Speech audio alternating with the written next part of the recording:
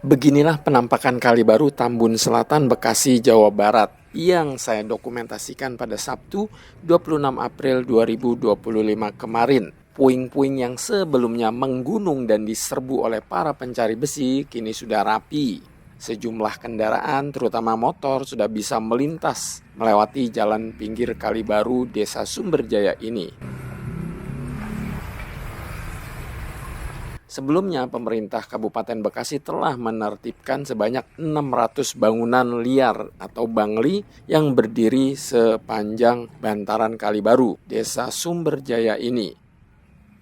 Penertiban ini dijalankan dalam rangka untuk menormalisasi Kali Baru yang menjadi sumber banjir wilayah sekitar. Dan tentu saja untuk menciptakan lingkungan yang lebih tertata dan nyaman bagi masyarakat sekitar.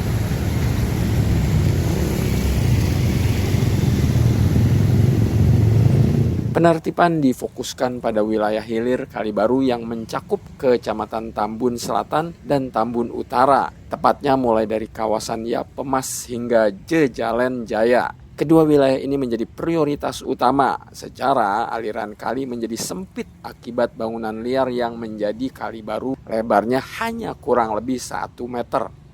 Penyempitan itulah yang menyebabkan air tersumbat, sehingga saat hujan turun air meluap dan banjir. Camat Tambun Selatan Sopian Hadi mengatakan, pembongkaran bangunan liar ini merupakan bagian dari program normalisasi Kali Baru yang dilakukan secara bertahap dan terencana. Proses penertiban yang sudah dilakukan melibatkan sinergi berbagai unsur, mulai dari aparat TNI dan Polri, Satuan Polisi Pamong Praja atau Satpol PP, Dinas Lingkungan Hidup, hingga Dinas Sumber Daya Air Bina Marga dan Bina Konstruksi.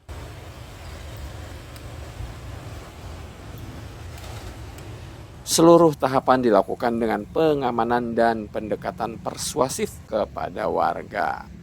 Sopian menegaskan bahwa warga yang terdampak telah diberikan sosialisasi dan surat peringatan sebelum pembongkaran dilaksanakan. Pemerintah setempat mengedepankan prinsip musyawarah dan pendekatan humanis dalam proses ini. Selain itu, camat juga mengapresiasi semangat kolaborasi para kepala desa di Kecamatan Tambun Selatan dalam mensukseskan program normalisasi ini. Menurut Kepala DSDA Jawa Barat, Diki Ahmad Sidik, selain ratusan bangunan liar, sejumlah jembatan yang tidak berizin juga akan dibongkar. Jembatan yang menghubungkan ke area permukiman akan dibangun kembali oleh pihak developer. Sebagian besar developer menurut Diki bersedia membangun kembali jembatan-jembatan tersebut dengan rekomendasi teknis BBWS Citarum. Apakah bangunan liar yang dibongkar ini diberikan kompensasi? Bupati Bekasi Ade Kuswara Kunang memastikan bahwa tidak ada kompensasi diberikan kepada pemilik bangunan liar yang telah dibongkar di wilayahnya. Sebagaimana saya kutip dari pikiranrakyat.com, Bupati menegaskan pemilik bangunan tersebut sudah melanggar ketentuan hukum sehingga pemerintah Kabupaten Bekasi tidak memiliki kewajiban memberikan ganti rugi. Proses penertiban bangunan liar yang sudah dilakukan sepenuhnya disesuaikan dengan peraturan yang berlaku, mulai dari peraturan daerah atau Perda hingga peraturan pemerintah. Selain itu, seluruh prosedur telah ditempuh sebelum eksekusi pembongkaran dilakukan, termasuk prosedur agar para pemilik bangunan liar melakukan pembongkaran mandiri.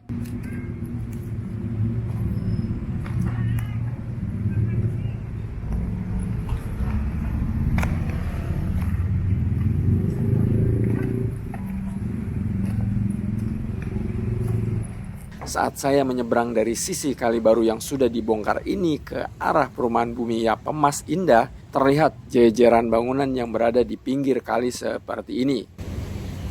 Kali Barunya sudah tidak terlihat sama sekali. Untuk melihat Kali Baru, saya harus mencari pinggir kali yang belum ada bangunan atau mencari jembatan. Info yang beredar, inilah target Pemkab Bekasi selanjutnya.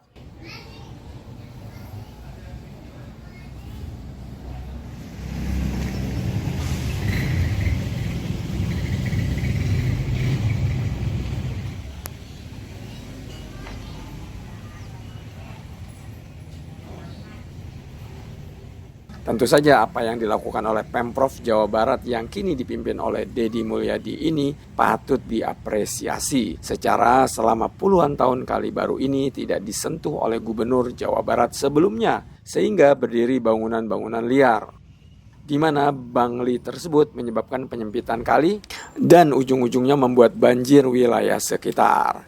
Semoga upaya Kang Deddy dan Pemkab Bekasi melakukan resolusi penataan wilayah dan kali bisa terwujud dengan lancar, di mana hasilnya bisa dirasakan oleh warga, ya enggak?